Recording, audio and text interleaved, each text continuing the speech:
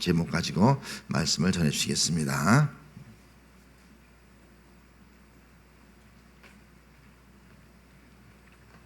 할렐루야. 이렇게 진주문교회 참 오랜만에 온 것 같아요. 그래서 너무 반갑고 잠깐 주님께 기도하고 제가 선교 보고 드리겠습니다. 사랑하는 예수님, 이곳에 사랑으로 우리와 함께 계셔 주셔서 감사합니다. 사랑하는 주님이 부족한 종에게 행하신 주님의 놀라운 그 사랑과 주님의 놀라운 일들을 나누기를 원합니다. 성령님, 저의 입술을 붙들어 주시고 저의 마음을 붙들어 주셔서 주님의 영광이 나타나게 해주시고 오직 주님만 영광받는, 주님 이름만 높임을 받는 시간이 될 수 있도록 축복해 주십시오. 감사드리고 예수님의 이름으로 기도했습니다. 아멘. 할렐루야. 오늘 시편 119편 7절을 읽었는데요, 일자가 빠졌어요. 71절이에요 71절 제가 한번 읽겠습니다. 제가 잘못 드린 것 같아요. 숫자 일자를 빠지고 드린 것 같은데요. 고난당한 것이 내게 유익이라, 이로 말미암아 내가 주의 율례를 배우게 되었나이다. 아멘. 저는 특별히 우리 윤걸 목사님, 우리 사모님, 정말 제가 집사 30년 전이죠. 그러니까 집사 때부터 이렇게 저를 정말 많이 말씀으로 양육해주고 이렇게 가르치시는 것도 중요했지만 이렇게 삶으로 직접 사랑이 무엇인지를 제가 많이 배웠던 것 같아요. 그래서 그때 그 주님의 사랑을 경험하고, 이 주님의 사랑이 내 마음에 이 십자가의 사랑이 오니까 이게 불이더라고요. 이 십자가에 이 사랑의 불이 붙으니까 도저히 이렇게 한국에서 있을 수가 없는 거예요. 그래서 이 사랑의 불을 받고 가장 추운 시베리아로 갔습니다. 첫 해 갔을 때가 영하 52도였어요. 여러분, 냉동실 온도가 몇 도인지 아세요? 한 22도에서 한 25도 사이 되더라고요, 보니까. 그런데 이 주님의 이 십자가의 사랑, 지금도 우리 계속 찬양을 보니까 우리 목사님이 계속 그 사랑에 대해서 이렇게 찬양을 하시더라고요. 그 예수의 사랑, 자기의 생명을 다 주기까지 한 그 사랑, 그 사랑을 모르고 저도 그냥 교회만 왔다 갔다 하는 교인이었어요.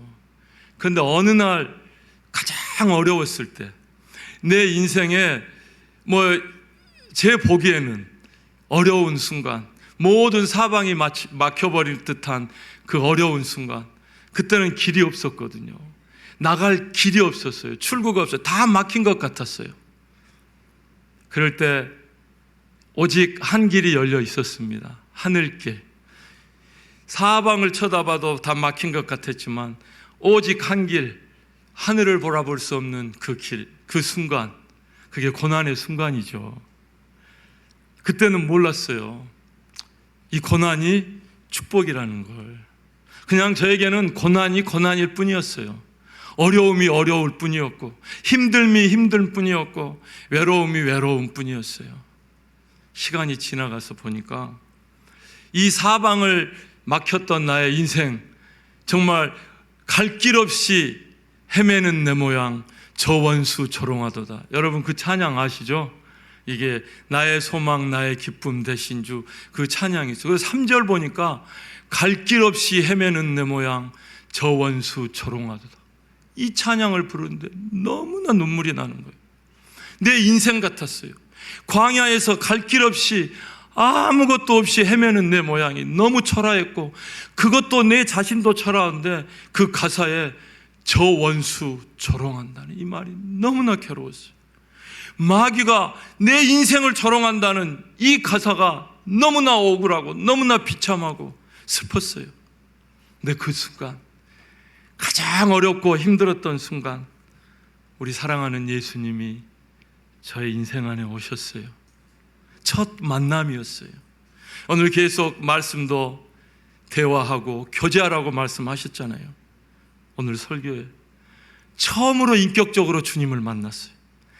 내 인생에 가장 어려웠던 순간, 그게 복이었어요. 저에게는 그 순간이 너무나 힘들고 괴롭고 탈출하고 싶었지만, 어떻게 보면 모든 길을 막으신 분이 바로 주님이 아니셨나 하는 생각이 들 정도로 그 찰나에 주님이 제 인생 가운데 오셔서 저를 위로해 주셨어요. 이 만남이 자체가 완전한 해결이었어요. 완전한 위로였어요. 더 이상 어떤 게 필요 없었어요. 그렇게 의심했던 주님, 부활하셨을까? 내 기도를 들으실까? 나의 길을 인도해 주실까? 선한 목자? 내 인생에 지금 선한 목자일까? 그런 의심 가운데 있는 나에게 주님이 오셔서 한마디를 하셨어요. 나를 따르라. 베드로에게 하셨던 말씀. 근데 그때 저는 그 말이 무슨 뜻인지를 몰랐어요. 그리고 그 사랑이, 그 예수 그리스도의 그 십자가의 사랑이 내 인생 안에 들어오는 순간 저의 인생은 완전히 바뀌어버렸어요. 여러분, 사랑을 받으면요 다 주고 싶은 거예요. 할렐루야. 이 사랑하면 아까운 게 없어. 아깝다 생각하면 사랑을 그만큼 하는 거예요. 그 사랑이 내 인생 안에 들어와 버리니까 다 주고 싶어. 가진 것 드릴 게 없는 내 인생이 너무나 더 힘들어요. 주님, 다 드리고 싶어. 그 십자가의 사랑 앞에 나의 모든 것을 드리고 싶었어요. 그래서 주님께 드릴 것 없어. 그 향유 옥합을 깨뜨린 그 여인처럼 제 인생을 깨뜨렸어요. 그리고 드려서 주님이 나를 따르라 하셨잖아요. 주님을 따라가니까 시베리아로 저를 데리고 가셨어요. 첫 번째 저희 사역지가 24년 전에 시베리아로 갔어요. 첫 해가 영하 52도. 저는 냉동고에서 살다 온 사람입니다. 할렐루야. 누가 그러니까 그래서 저렇게 안 늙었구나 그러더라고요. 제가 올해 60이거든요. 그런데 이 냉동실에서 오래 있으니까 이게 냉동 보관이 돼가지고 안 상했어. 그게 아니고요. 이 주님의 사랑은 우리에게 행복을 줘요. 행복한 교회, 행복한 가정. 이게 바로 사랑이거든요. 사랑을 받으면 이 얼굴이 막 기뻐지고 행복해지는. 그리고 이 시베리아의 그 추위가 아무것도 이 사랑의 능력이 우리 안에 있습니다. 할렐루야. 그래서 우리가 주님의 사랑을 노래했잖아요. 그래서 제가 많은 이 사랑을 배웠어요. 목사님과 사모님으로부터 영혼들을 섬기는 거. 그래서 제가 선교지 갈 때 또 밥통을 사주셨어요. 쿠쿠 밥, 우리 한국 선교사의 필수품 쿠쿠 밥통. 그때 쿠쿠였나 잘 모르겠는데 그때는 그 회사가 있었는지 없었는지 기억은 나지 않아요. 밥통을 들고 비행기를 탔어요. 주님이 떡으로만 사는 것이 아니요 하나님으로 입에 나온 말씀으로 살 거라고 했는데 이 선교사가 밥통은 챙겨갔어요. 밥은 먹어보겠다고. 그래서 참 행복한 시간을 보내고 이렇게 이제 또 그 시베리아에서 주님이 아름다운 교회를 세우게 하셨고 또 교회를 현지인 리더에게 이양을 하고 이제 주님이 아주 뜨거운 곳으로 보내 냉탕과 온탕. 우리 주님은 선하신 분이에요. 할렐루야. 주님은 멋지신 분이에요. 이 주님을 따라가 보잖아요. 그러면 엄청난 복이 널려 있는 거예요. 주님을 따라가지 않기 때문에 복을 찾는 거죠. 주님을 따라가 보세요. 그러면 이 복이 따라와요. 할렐루야. 믿습니까? 진짜 복이 따라옵니다. 따라와. 제가 24년 동안 아마 복을 제일 많이 받은 것 같아요. 그렇게 생기지 않았어요? 복덩이 같잖아요. 복. 왜냐하면 주님만 따라가니까 이 복이 따라오는 거예요. 행복이 따라오고 기쁨이 따라오고. 그런데 주님을 따라가지 않고 한번 돈을 따라가 본다고 생각해 보세요. 5만 원짜리 돈같이 누렇게 떠버리는. 진짜 주님을 따라오면 건강 따라오죠. 재정 따라오죠. 막 사람들이 또 따라와요. 막 영혼들이 교회에 몰려와요. 할렐루야. 주님을 따라. 주님이 나를 따르라 그 말씀을 들었어요. 그래서 이제 주님을 따라가서 이제 결국은 그 우즈베키스탄의 그 뜨거운 사막이에요. 사막. 거기 제가 어제 카자흐스탄에서 이렇게 리더들 사역을 하고 지금 어제 아침에 도착했었거든요. 근데 거기 가니까 영상 40도가 45도 됐어요. 45도. 뜨겁더라고요.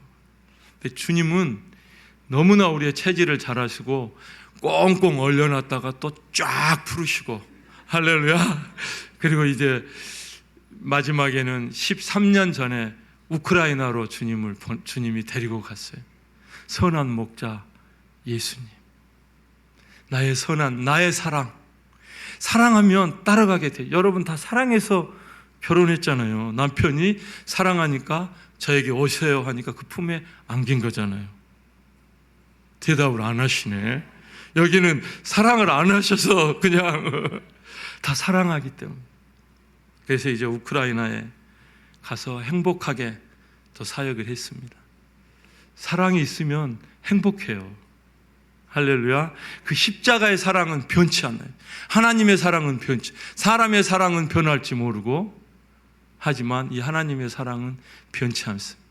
그래서 이제 십자가의 사랑이 제 마음 안에 넘치니, 누르면 사랑, 때려도 사랑, 그렇게 하면 얼마나 좋겠어요. 근데 이제 사람들과 같이 살다 보니까 이제 이 사랑도 빠지고 자꾸 이렇게 미운 마음도 생길 때도 있고 속상한 마음도 생길 때 있었지만, 주님은 한없이 주님께 나아갔을 때 그런 사랑을 보내주셨습니다. 여러분들이 잘 아시다시피 작년 2월 24일 생각지도 않는 전쟁이 일어난 거예요. 이 시대에, 이런 세상에, 이런 정말 세상에 전쟁이 일어날 줄은 꿈에도 몰랐어요. 외교부에서 우크라이나를 여행 경보 4단계로 긴급 발령한다고 통보가 왔어요. 그래서 대사관에서 저에게 연락이 왔어요. 이제 우크라이나 여행 금지가, 가장 높은 단계가 여행 금지 4단계거든요. 여행 경보 4. 소말리아, 아프가니스탄, 이라크, 이런데 시리아, 지금 이런 데가 우리나라는 입국이 금지되어 있잖아요. 거기에 있는 교민들도 다 철수를 해야 되는 거예요. 그래서 빨리 철수를 하라고. 아직 전쟁은 일어나지 않았어요. 일주일 전이었어요. 무슨 전쟁입니까? 그리고 어떻게 이 양들을 놓고 사역자가 떠나갑니까? 모든 선교사들이 있으려고 다 했죠. 그런데 이제 여권법이 있더라고요. 외교부에서 있는 여권법. 이 여권법을 무시하고 여행 금지 경보 4단계에 있는 나라에 머물게 되면 이 여권법에 의해서 징역 1년, 1,000만 원 이하의, 징역 1년 또는 1,000만 원 이하의 벌금. 그리고 중요한 건 이 여권을 갱신해 주지 않는다는 거예요. 선교사가 여권이 없으면 어떻게 되겠어요? 그래서 모든 우크라이나에 있는 선교사님들이 일단 우리가 철수를 합시다. 법을 따릅시다. 우리는 전쟁이 일어날 것을 생각지는 못하지만 일단 다 떠나가기로 결정을 했어요. 그래서 한 3, 4개월 후면 조용해지고, 이 소문도 러시아가 계속 협박을 하는 것 같은데 잠잠해지고, 3, 4일 후면 아마 3단계로 하향 조정되면 우리 다시 와서 우리 다시 우크라이나 선교사를 합시다. 사역을 합시다. 그리고 우크라이나 선교사님들이, 모든 선교사님들이 이제 그렇게 하기로 한국법을 따르기로 이제 다 철수를 했어요. 이제 마지막 주일 예배를 드리는 마지막이 아니라 이제 설명을 했죠.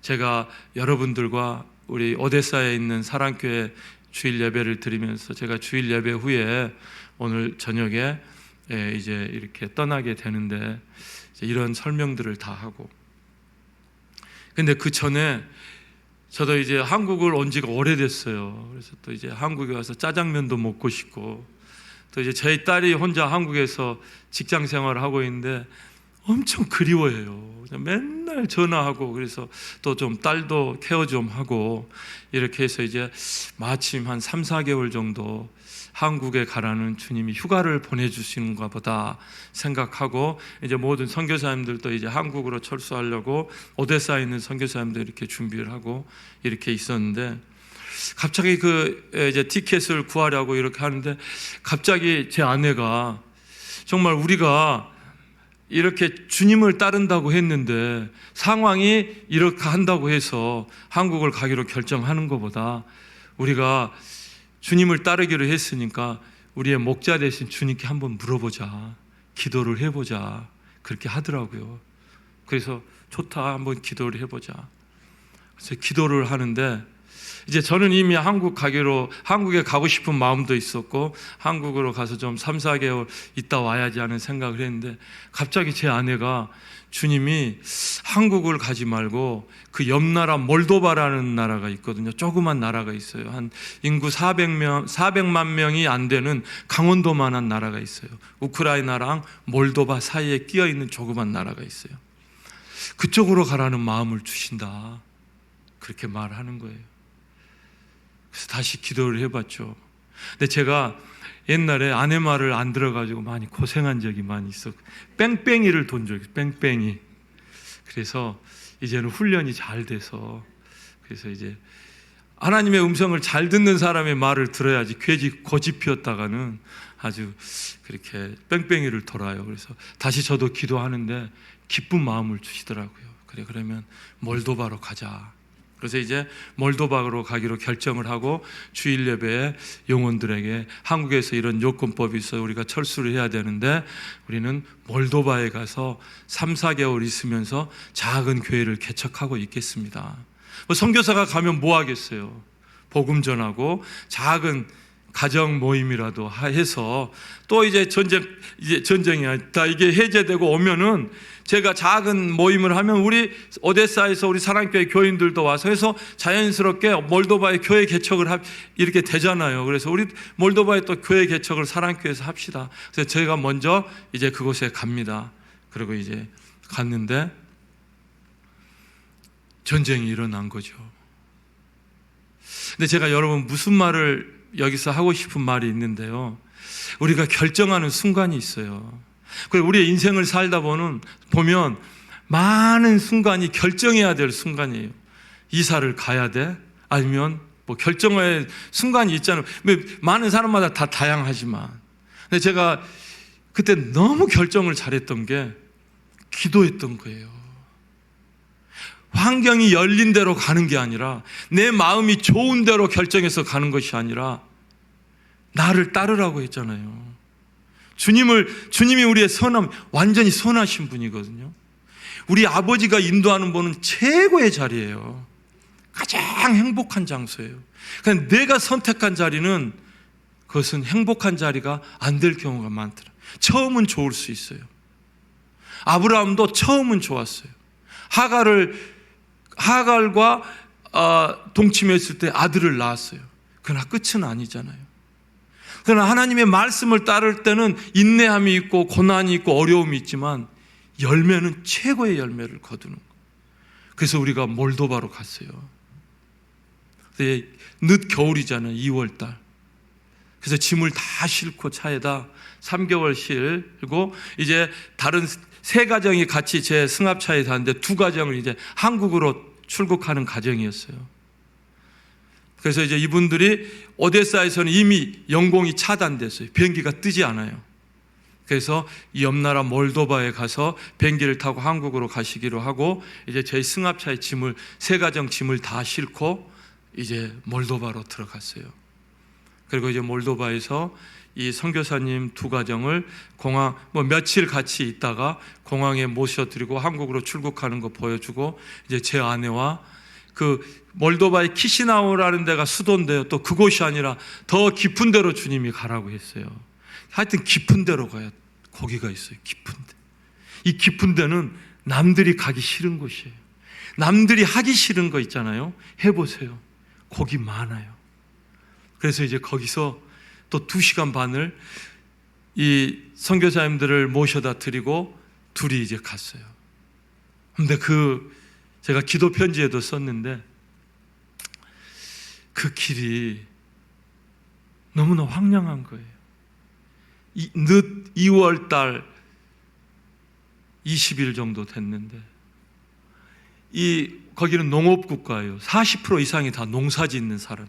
그러니까 우리의 한 60년도, 70년도를 생각하면 다 농사지. 젊은 사람들은 유럽으로 가서 다 돈 벌러 나갔고. 근데 땅이 기름져가지고요. 엄청 열매들도 많아요. 근데 그때는 겨울이잖아요. 모든 들판이 진한 회색. 포도 농사를 많이 했는데 포도나무도 다 잎이 떨어지고 앙상한 가지. 그 길을 내비게이션이 빠른 길로 인도한다고 가는데 산골은 산은 없으니까 들판길로 가는데 아주 꼬불꼬불한 인가도 없는 길을 제 아내랑 집도 없죠. 주님이 부르시는 곳으로 가는 거예요. 너무 외로운 거예요. 갑자기 제가 그래도 선교사 짬밥이 20년이 넘었는데 어디를 가도 잘 적응을 하거든요. 어디를 갖다 놔도.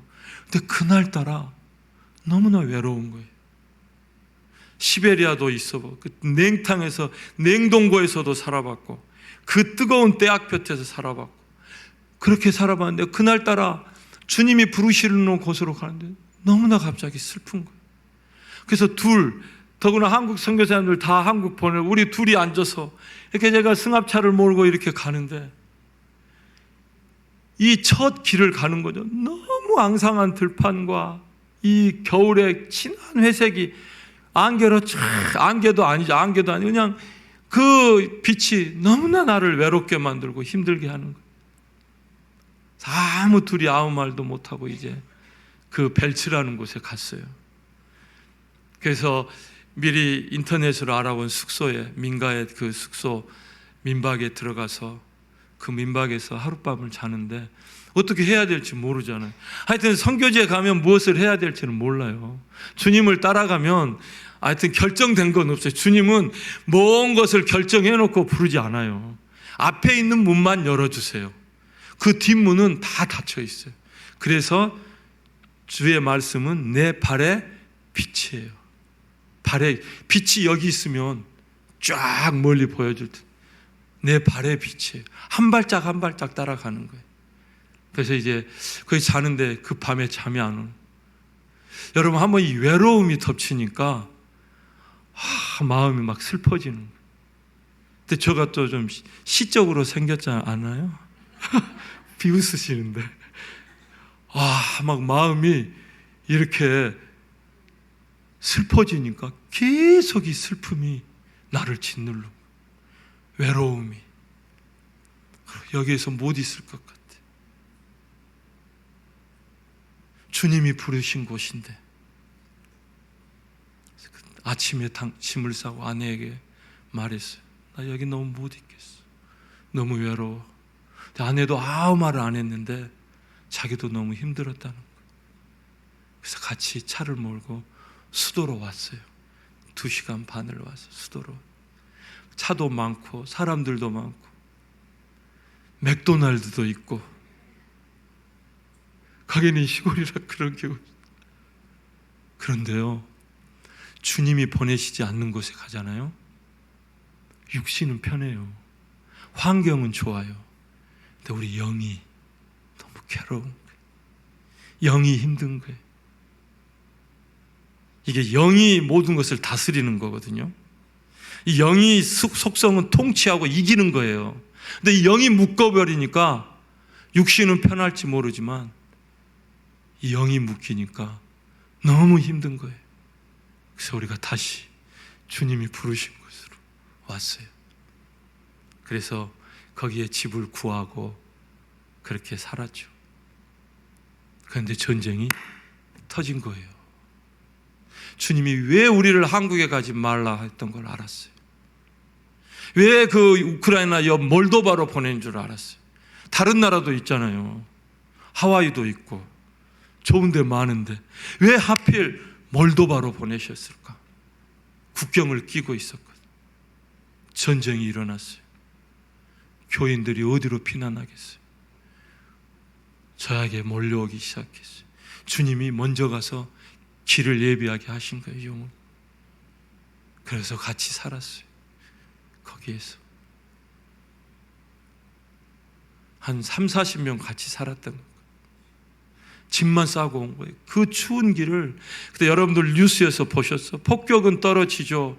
계속해서 폭탄, 그 피난 행렬이 엄청 그 추운데 서서 기다려야 되는 거예요. 국경선을 통과하기 위해서. 마음이 다 상한 영혼. 그래서 그렇게 함께 거기에서 이제 살기 시작했죠. 주님을 따라가니 주님이 놀라운 길을 예비해 주셨어요. 그래서 이제 그 영혼들과 같이 있으면서 아침 저녁으로 같이 함께 기도하고, 그래서 이제 여러분들이 보내준 헌금으로 정말 이 30-40명이 같이 살아야 되잖아요. 또 집을 다른 교회에서 해준 집이 있었는데 그 집이 모자랐고 여러 군데 이제 이렇게 했어야 됐어요. 그리고 또 우리 교인들뿐만 아니라 우크라이나에서 피난민들이 몰려오는 거예요. 이제 몰도바를 통해서 유럽으로 가는 거거든요. 다 몰도바를 거치게 돼 있어요. 루마니아도 몰도바를 거쳐서 루마니아 가고 유럽으로 가는데, 그래서 이제 우리 교인들뿐만 아니라 많은 피난민들이 이제 국경선으로 와서 우리가 섬기기 시작했죠. 그래서 다시 한번 감사드린 건 여러분들이 귀한 헌금들이 정말 전쟁 가운데 갈 곳 없어서 이렇게 왔던 사람들의 정말 식량이 됐었고 여비가 됐었고 옷을 사줄 수 있었고, 그래서 다시 이렇게 할 수 있는 놀라운 이 열매를 맺게 하는. 그래서 또 그 피난 온 사람들이 많이 또 마음이 가난하니까 예수를 믿게 됐었죠. 그래서 이제 우리가 피난 생활을 이제 이 교인들이랑 같이 하기 시작했어요. 근데 갑자기 이 몰도바에도 전쟁 소문이 뉴스에 나오기 시작했어요. 여러분도 뉴스에 들으셨죠? 몰도바에도 러시아가 침공한다는 뉴스가 나오기 시작했어요. 이 몰도바 작은 나라지만 거기에 조그만 그 영토가 있는데 거기는 유엔에서도 인정해 주지도 않고 세계에서도 인정해 주지 않는 작은 트란스니스트리아라는 작은 데, 자기들끼리 나라를 만들어서 대통령 뽑고 돈하고 번호판도 다르고 자기들끼리 그렇게 사는 조그만 나라도 아니죠. 그 공화국이 있어요. 그 사람들은 러시아가 주둔하고 있어요. 러시아 군대가 러시아 통치를 받는 거예요. 우리는 지금 몰도바가 친서 정권인데 우리는 친서로 가지 않겠다. 우리는 친러다. 그리고 러시아 말만 하고 러시아 통치를 받고 있는 그 작은 그것이 있어서 굉장히 몰도바도 이제 위험해지기 시작했어요. 그래서 소문이 나니까 전쟁에 피나온 교인들이랑 같이 우리가 이 몰도바에서 같이 이렇게 정말 피난 온 피난민이 아니라 우리는 이곳에서 복음을 전해서 교회를 또 개척을 하자. 우리가 가는 곳에 복음을 뿌리는 자지. 그러면서 우리가 뜨겁게 그렇게 했는데 다시 그곳에 전쟁이 소문이 일어나니까 이 사람들이 마음이 흔들리기 시작했어요. 불안하잖아요. 한 번 전쟁을 겪어보고 나고 한 번 그 폭탄의 공포, 이 미사일이 떨어지면 이 소리가 엄청나대요. 슉 하는 이 소리가, 그리고 미사일이 보인다는 거예요. 오는 이 미사일이. 그리고 머리 위로 지나가서 쾅 터지면 창문이 깨지고, 엄청난 공포들을 경험하고 왔죠. 그러니까 다시 또 이곳에 전쟁의 소문이 드니까 자꾸 더 안전한 곳으로 가고 싶은 마음이 있었던 것 같아요. 그런데 우리 작은 이 모임에 갑자기 거기 몰도바에 있는 교회 목사님이 저에게 전화가 와서 지금 이 피난민들 계속 유럽으로 실어 날랐거든요. 버스들이.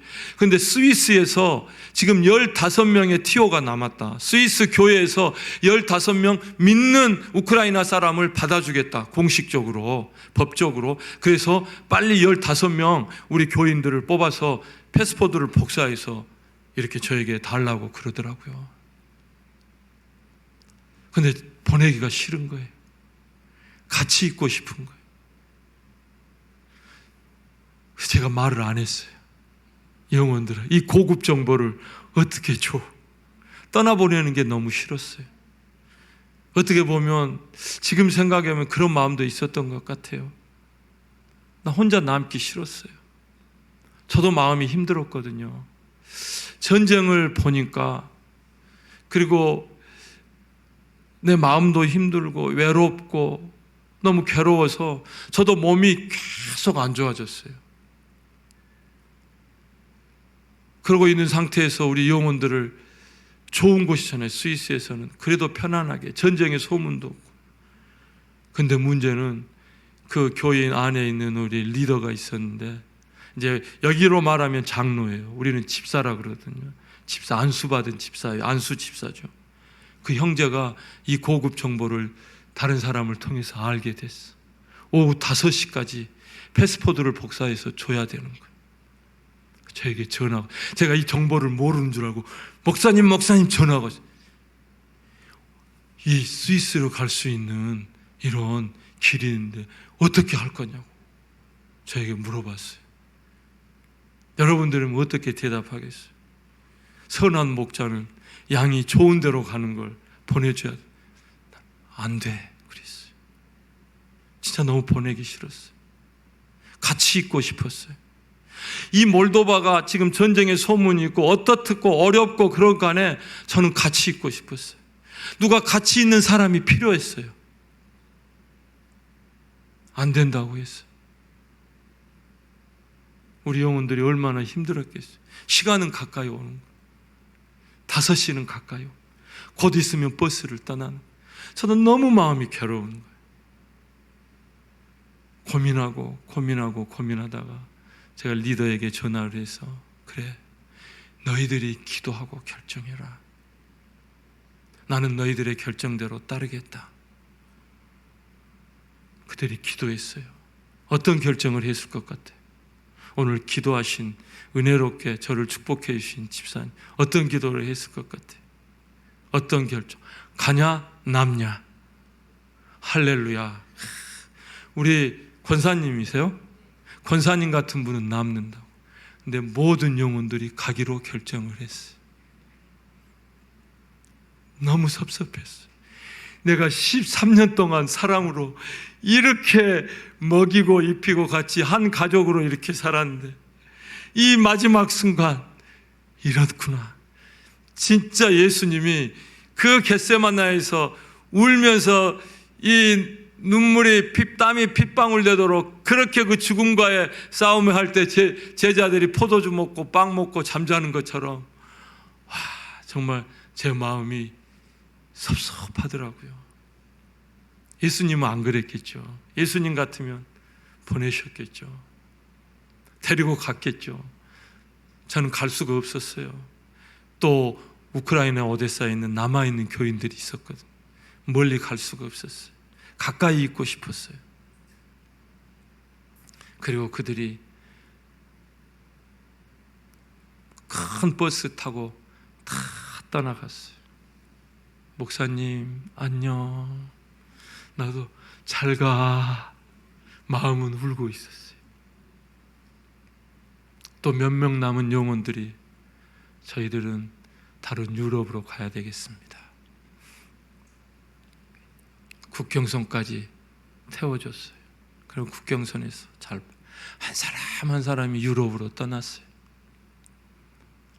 그리고 다른 지방에 있는 몇 명 빼놓고 이제 거기에 제 아내랑 둘 남았어요. 잠이 안 왔어요. 잠을 자도 잘 수가 없는 거예요. 저는 모르겠어요. 제 아내가 그러더라고요. 여보, 꼭 아이를 잃어버리는 엄마 같아. 내 마음이 정신을 못 차리겠어. 어떻게 해야 될지 모르겠어. 잠을 안 자는 거예요. 그래서 우리가 이 마음이 힘드니까 육신의 병이 오기 시작했어요. 너무나 계속 슬픔이 몰려오고 막 눈물이 왜 이렇게 흐르는지 몰라. 그냥 눈물이 나는 거예요. 좋은 데로 갔잖아요, 다.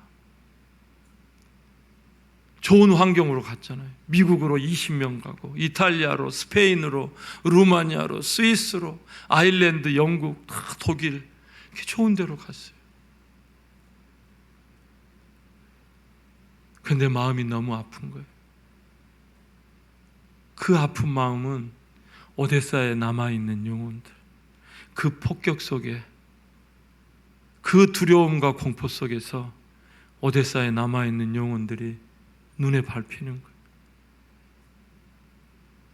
그래서 몸이 너무 안 좋아가지고 이제 미국에서 의사들이 이제 피난민들 진료해 준다고 사역을 왔어요.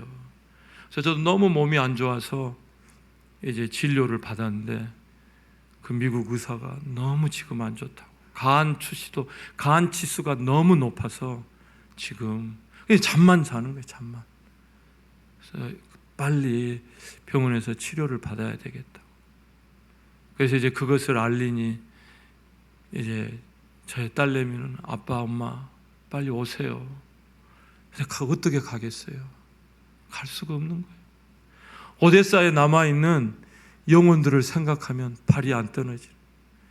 내가 하나님이 또 벨츠 몰도바로 보냈는데 어떻게 내가 한국으로 가겠어요? 그래서 시간이 지나고, 지금 그 전쟁 때부터 지금까지 한 달에 한 번씩 다 생활비를 지금 지급하고 있어요. 한 번도 안 빠지고. 지금 1년 7개월이 한 30-40명 돼요. 주님이 그런 마음을 주셨고, 또 주님이 그렇게 하셨고, 그러니까 이 전쟁통에 있는 남아있는 사람들만 생각하면 눈물만 나는 거예요. 눈물만. 그런데 이제 겨울에, 그 추운 겨울에 러시아가 기간 산업을 계속 전략적으로 폭발해가지고 전기가 다 가버렸어요. 전기, 핸드폰, 이 통신도 다 두절됐어요. 난방도 다 끝나버렸어요. 그 추운 겨울 그렇게 보내는, 이제 영혼들이랑 전화 통화도 하고, 또 우리 형제들이 지금은 4명이 군대가 있거든요. 지금도 전선에 있어요. 그러니까 얘네들이 이제 전선에 있는 영혼들이 연락을 와요. 그 군인 청년들이 얼마나 신실한 애들, 하나님을 진짜 사랑하는 애들이. 군대를 갔는데 전쟁이 일어난 거예요. 그래서 지금까지 제대할 때가 지났는데 제대를 못하고 지금까지 전선에서 살고 있는. 그러니까 얘네들 소식. 근데 이제 통신이 다 두절돼 버리니까 너무 힘든 거예요. 그래서 제가 안 되겠다. 내가 오데사로 가야 되겠다. 내가 이 상태로 우크라이나에 들어가야 되겠다. 내가 이 상태로 있다가 말라 죽겠는 거예요. 진짜. 너무 얼굴을 못 보니까 너무 답답한 거예요. 그래서 외교부에 신청을 해서 저는 꼭 들어가야 됩니다. 급한 용무가 있습니다. 그러면서 외교부에 신청을 했어요. 근데 외교부에서 거절을 했어요. 오데사는 안 된다는 거예요. 이 오데사가 아주 요충지거든요. 여러분들 뉴스에도 들으죠. 이게 항구에, 부산과 같은 항구에 모든 물류가 이 오데사 항을 통해서, 또 모든 이 곡식들, 우크라이나가 완전 곡창지대예요. 밀, 옥수수, 뭐 이런 해바라기, 이 해바라기가 끝이 없어요. 끝이 없어. 해바라기 기름, 밀. 그래서 이게 오데사 항구를 통해서 다 세계의 20%를 공급해요. 생각해, 20%. 이 전 세계의 밀의 20%. 근데 이제 오데사가 요충지인 줄 알고 다 러시아에서 막아버리고 이제 상륙 작전을 펼치고, 러시아 군함들이 이런 어려운 상태에 있었어요. 오데사는 안 된다는 거예요. 또 신청을 했어요. 1년 동안 제가 3번 신청을 했어요. 오데사에 가야 된다고. 다 거절당했어요. 그래서 마지막은 오데사를 매일 다른 계정을 지메일로 보내다 다른 계정을 만들어서 다른 계정으로 서쪽에 가장 안전한 그쪽으로 급히 갈 용무가 있었다고 거기서 허락을 해줬어요. 4주. 오데사로 가기 그 전날 밤, 저는 지금도 잊을 수 없어요. 너무나 행복한 거예요. 무슨 전쟁통에 가냐 그러죠. 이 하나님의 사랑은요, 하나님의 사랑이 우리 심령에 있으면 전쟁 아무것도 아니에요. 두려움을 이기는 거예요. 할렐루야. 이 사랑은 두려움을 이겨요. 그 전날 밤 너무 아내랑 짐을 싸면서 행복. 그래서 오데사로 갔어요. 가니까 이 초소들 있고 참호 파놓고 군인들 거기에서 살고 계속해서 건문 진짜 전쟁이더라고요. 포탄 소리 들리죠. 그래서 교회를 갔어요. 그럼에도 불구하고 주일을 한 번도 빠지지 않고 모이고 있었어요. 전기가 없을 때는 발전기를 사서 보냈고 발전기를 돌려가면서 했고, 몇몇의 이 나이 드신 분들은 아침마다 모여서 기도했대요. 아침마다. 너무 뿌듯하더라고요. 저희 교회가 기도를 강조한 교회였거든요. 기도는 생명입니다. 기도의 불이 교회에 꺼지면 끝장입니다. 주님과의 관계가 깨집니다. 그래서 우리는 1년에 2번씩 우리 한국으로 말하면 부흥회를 했어요. 그게 바로 기도 학교였어요. 일주일 동안 직장도 휴가를 다 내요. 거기는 그렇게 할 수 있어요. 한국은 못하죠. 일주일 동안 아침부터 저녁까지 말씀과 기도. 일주일 동안 그렇게 푹 당겨지는 거예요. 그러면 핸드폰도 안 하죠. 말씀과 기도로 푹 당겨지잖아요. 그러면 교회가 영적으로 한 단계 올랐어요. 영의 눈이 열리는 거예요, 영혼.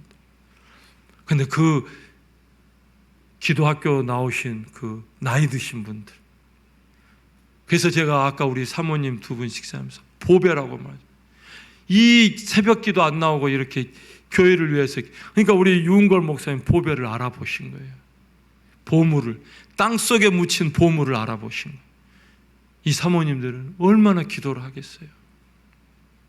이 기도가 계속해서 아름다운 향으로 주님의 보좌에 올려지는 거예요. 주님이 이 향을 흠양하는 거예요. 그래서 이 교회를 빛으로 사용하시는 거예요.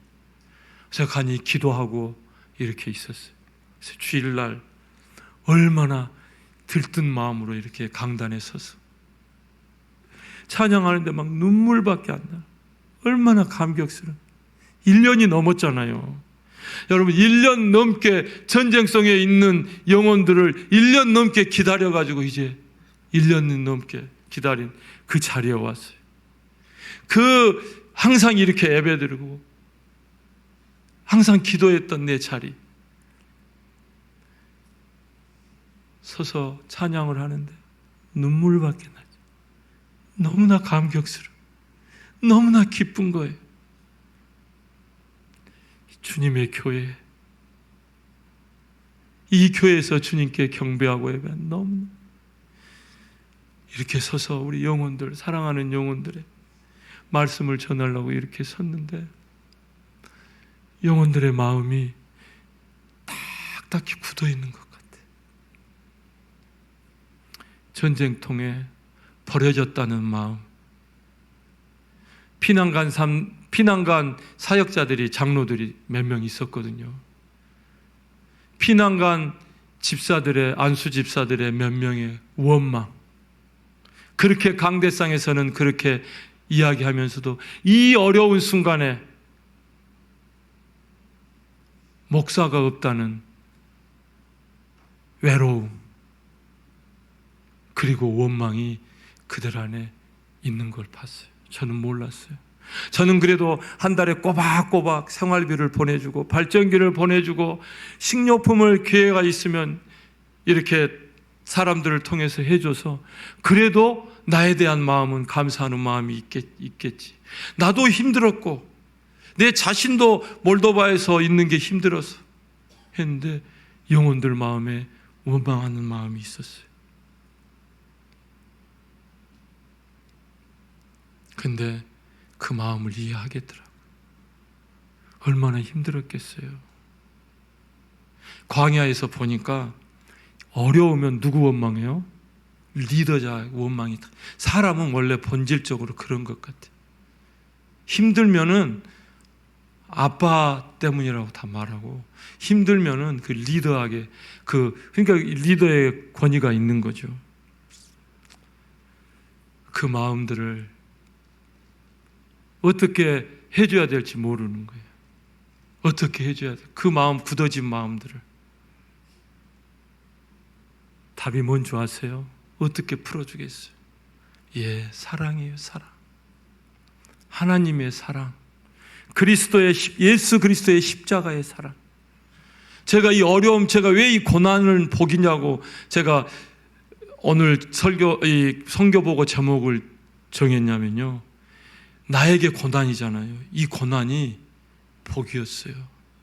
제가 그 전에 설교를 많이 들었어요. 여러분, 이 복은, 축복은 고난의 옷을 입고 옵니다.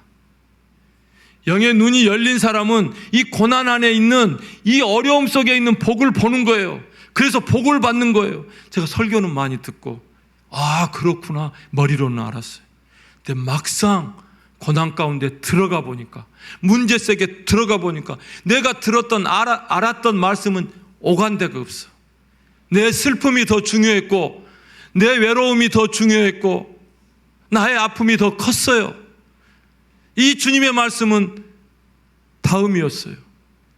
그런데 지나고 보니까 진짜 이 전쟁의 고난, 이 외로움의 고난, 이것이 나에게 축복이었어요.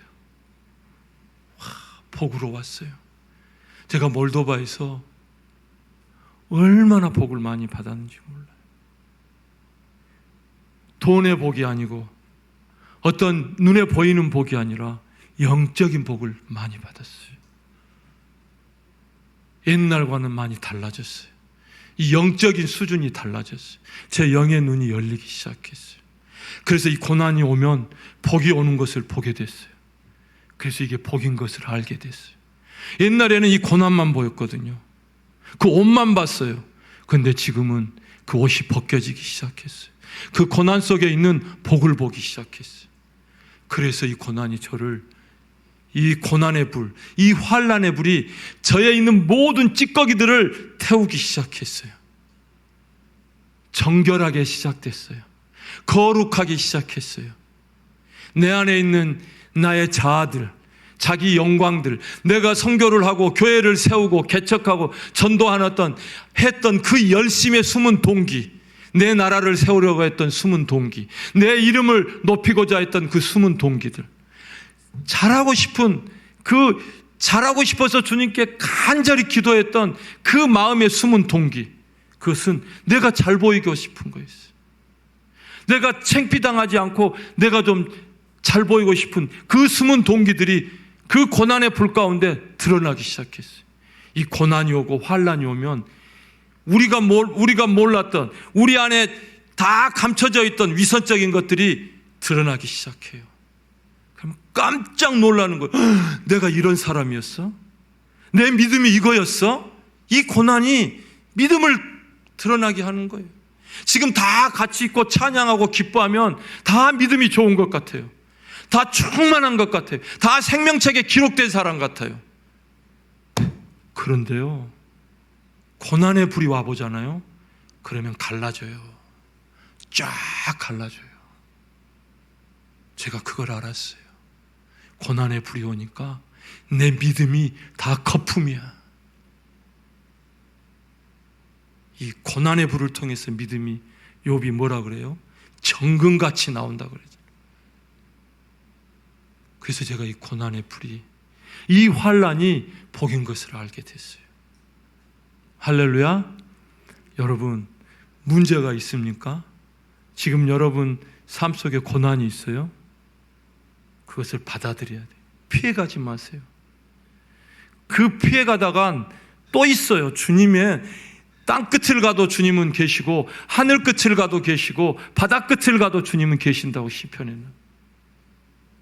주님은 그것을 고치시고야 말아요. 주님은 그 악한, 그 잘못된 걸 빼내시고 마신다니까요. 전쟁을 통해서 그렇게 하셨어요. 그래서 주님의 사랑이 다시 제가 이 십자가의 사랑을 경험하기 시작했어요. 다시 주님과의 관계가 회복되기 시작했어요. 첫사랑. 그렇게 처음 주님을 사랑해서 아무것도 필요 없이 아이들과 함께 시베리아로 떠났던 그 첫사랑. 그래서 너무나 행복했던 그 첫사랑이 다시 내 안에 꿈틀거리기 살아나기 시작했어요. 그리고 영혼들을 사랑하기 시작했어요. 매일 만났어요. 4주 28일 동안 매일 만났어요. 그리고 기도뿐만 아니라 무엇을 한 줄 아세요? 같이 맛있는 걸 먹었어요. 할렐루야. 이 같이 맛있는 거 먹잖아요. 그러면 사람들의 마음이 풀려요. 그리고 사랑하면 최고로 맛있는 걸 사주고 싶어요. 돈이 안 아까워. 돈이 아까운 건 사랑이 부족한 거. 오늘 남편에게 돌아가셔서 최고의 먹고 싶은 것을 요구해 보세요. 사주시는지 안 사주시는지. 최고로 사주고 싶어. 그래서 우리가 최고로 먹었어요. 기도하고 최고의 맛있는 거, 전쟁 중에 최고의 맛있는 걸 먹었어요. 영혼들의 입이 열리기 시작했어요. 목사를 향한 원망했던 마음들이 입에서 나오기 시작했어요. 이랬어요. 이렇게 어려웠어요. 이렇게 슬펐어요. 우리는 이렇게 살았어요. 미사일이 내 위로 지나갔어요. 우리 집 위로 지나갔어요. 누가 죽었어요. 처참하게 70% 이상이 지금 우크라이나 70% 이상의 아는 사람 친척이 지금 죽었어요. 전쟁터나 미사일로 엄청난 많은 사람이 죽고 있어요. 전쟁터는 이런 시대에 무슨 참호전이 있을 거라고 누가 생각했습니까? 이 참호전이라는 건요 뭐냐면 이 참호를 파놓고 이 길을 못 오게, 이 길 속에서 길을 꼬불꼬불하게 파놓고 그 길 사이에서 서로 총을 겨누고 지금 싸우고 있는 거예요. 바로 저기 저 뒤에 있는 거예요. 그래서 굴 속에 들어가서 나와서 쏴고 죽이고, 이런 전쟁이 이 시대에 있는 거예요. 그래서 그 사랑 가운데 마음이 풀어지기 시작했어요.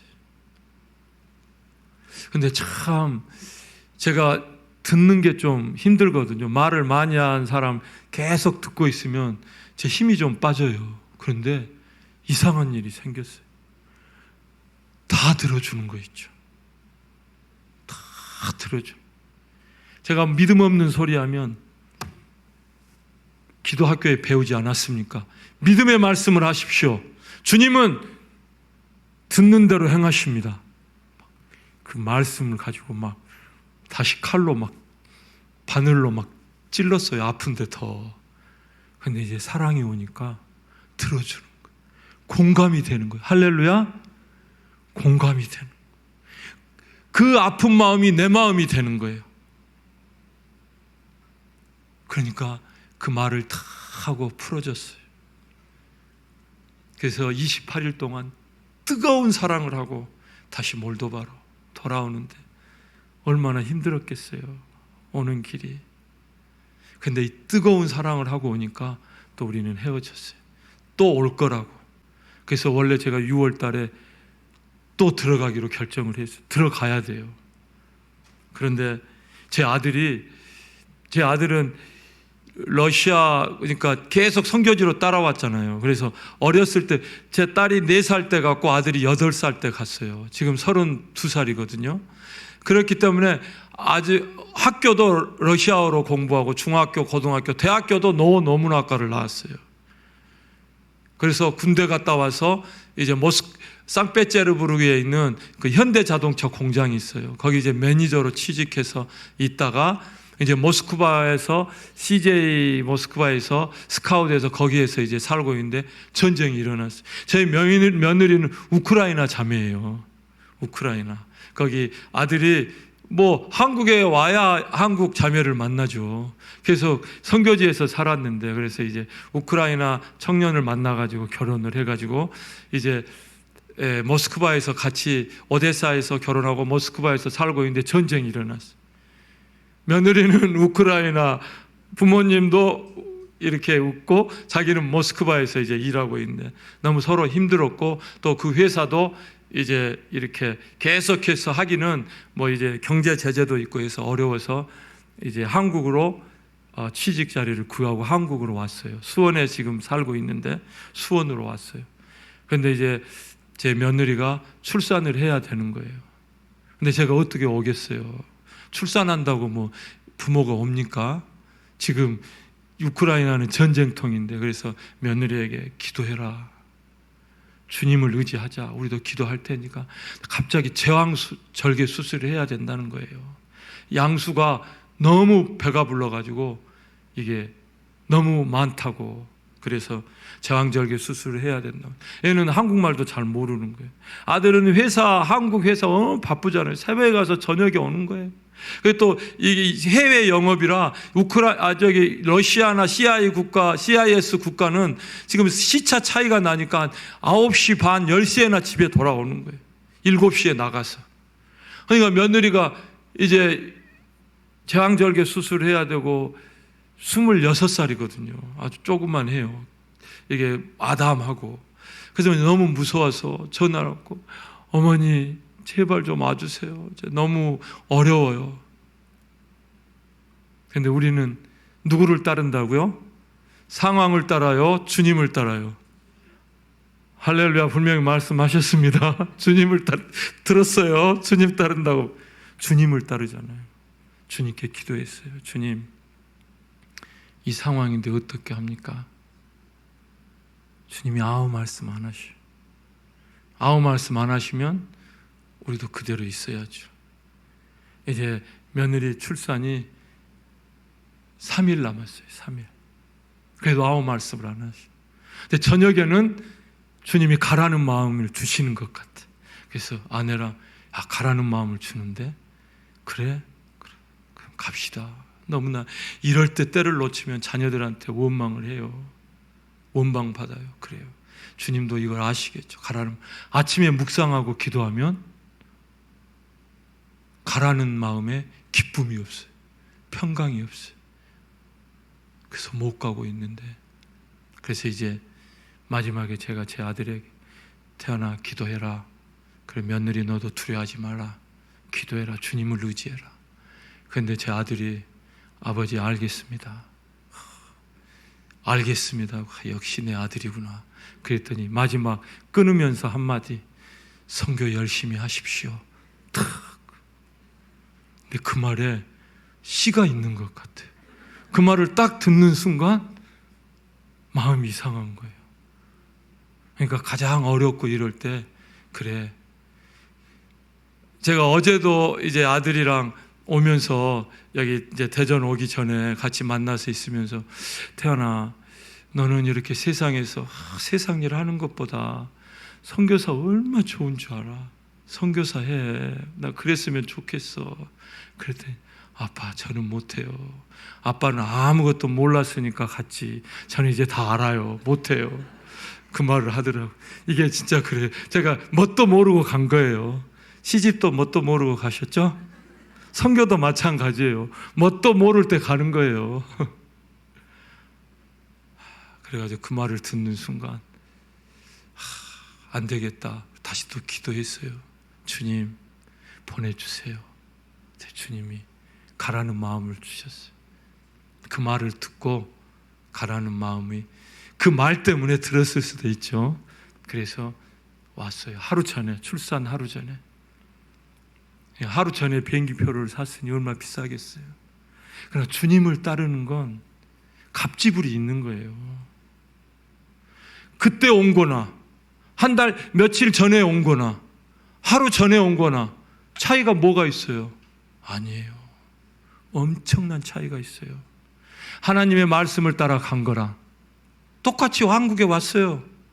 하나님의 말씀을 따라 온 거랑 하나님의 말씀에 상관없이 온 거랑 여러분들은 모르지만 하나님과 내 사이의 관계에서는 엄청난 차이가 있어요.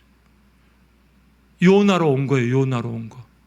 만약에 내가 하나님의 음성을 듣지 않고 왔다면 응답을 받지 않고 내가 요나가 되는 거예요.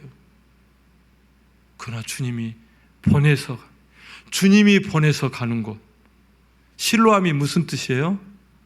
보냄을 받은 곳. 실로암. 실로암 가면 눈이 열려요. 주님이 보내신 곳에 가면 영의 눈이 열려요. 할렐루야. 그래서 이제 한국에 와서 제가 할아버지가 됐습니다. 부럽죠? 손녀를 낳았는데 이 우크라이나 아가씨와 동양의 혼혈, 진짜 이뻐요. 제가 사진을 보여주려고 했는데 그러면은 안 될 것 같아요. 여러분들이 너무 부러워할 것 같아가지고 제가 절제하기로 했습니다. 그래서 이렇게 와서 이제 결론을, 시간이 좀 지나가는데 죄송해요. 괜찮죠? 30분만 하라 그랬는데 결론을 내겠습니다. 오늘 읽은 것처럼 고난당하는 것이 내게 유익이라. 이로 말미암아 내가 주의 율례를 배우게 되었나이다. 고난을 통해서 주님을 만나게 되었나이다. 고난을 통해서 우리 아버지가 얼마나 선하시고 우리를 향한 사랑이 얼마나 큰지를 알게 되었습니다. 그래서 사랑하는 여러분, 고난이 올 때 감사로 받으십시오. 감사하셔야 돼요. 고난이 오면 감사헌금을 가지고 오세요. 할렐루야. 그 속에 엄청난 축복을 받게 될 거예요. 영적인 축복뿐이 아니라 자녀에게 고난이 왔다?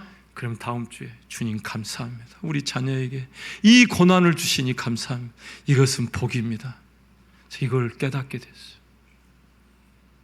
그래서 제가 엊그제 카자흐스탄도 수도에서 또 비행기 타고 골차기를 가는, 이 알마티에서 16시간 반을 기다려야 되는 거예요. 다음 비행기를 타려면. 그 시골이라 하루에 한 번 있는 거예요. 시간이 안 맞은. 진짜 한국에 좀 쉬러 왔더니 왜 이렇게 이것까지 시켜갖고 불평이 막 이제 몸살까지 막 있는 거 너무 힘든 거예요. 이제 거기 현지인 목사님들 7교회가 연합해서 모임을 가졌거든요. 그러면 목사님들, 사모님들 있고 여기 리더들이 있는, 막 이제 마음이 불편하고, 여기까지 와가 뭐가 생각나는 줄 아세요? 이게 고난, 나이가 어려움이잖아요. 이게 복이다. 바뀌어졌어요. 내가 복이라고 말했어요. 주님, 이게 복입니다. 주님, 이것이 나의 복입니다. 이곳에 보내주신 게 나의 복입니다. 할렐루야. 큰 소리로 아멘. 더 크게 해주세요. 끝내려고 하니까. 아멘. 진짜 더 크게 하셔요. 아멘. 이 배에서 나오 아멘. 이 소리치는 것도 의미가 있는데, 그래서 그러나 내가 가는 길을 그가 아시나니 그가 나를 단련하신 후에는 내가 순금같이 되어 나오리라. 아멘. 이 고난의 불을 통과하시는 사람들 보면 말도 다르고요, 얼굴도 달라요. 다 받아줘, 다 받아. 축복합니다. 제가 마지막으로 시편 23편을 선포하고 마치겠습니다. 여호와는 나의 목자시니 내게 부족함이 없으리로다. 그가 나를 푸른 풀밭에 누이시며 쉴 만한 물가로 인도하시는도다. 내 영혼을 소생시키시고 자기 이름을 위하여 의의 길로 인도하시는도다. 내가 사망의 음침한 골짜기로 다닐지라도 해를 두려워하지 않을 것은 주께서 나와 함께 하심이라. 주의 지팡이와 막대기가 나를 안위하시나이다. 주께서 내 원수의 목전에서 내게 상을 차려주시고 기름을 내 머리에 부으셨으니 내 잔이 넘치나이다. 6절 엄청난 말씀을 선포합니다. 내 평생의 선하심과 인자하심이 반드시 나를 따르리니 내가 여호와의 집에 영원히 살리로다. 아멘. 내 평생에, 저는 이 말씀이 나를 잡고 있어요. 저는 이 말씀을 먹었어요. 저는 이 말씀을 꼭 붙들었어요. 내 평생에 선하시고 인자하심이 나를 반드시 따르는, 영원히 따르는 거예요. 전쟁, 주님의 선하심이 전쟁 중에서도 나를 따르고 있는 거예요.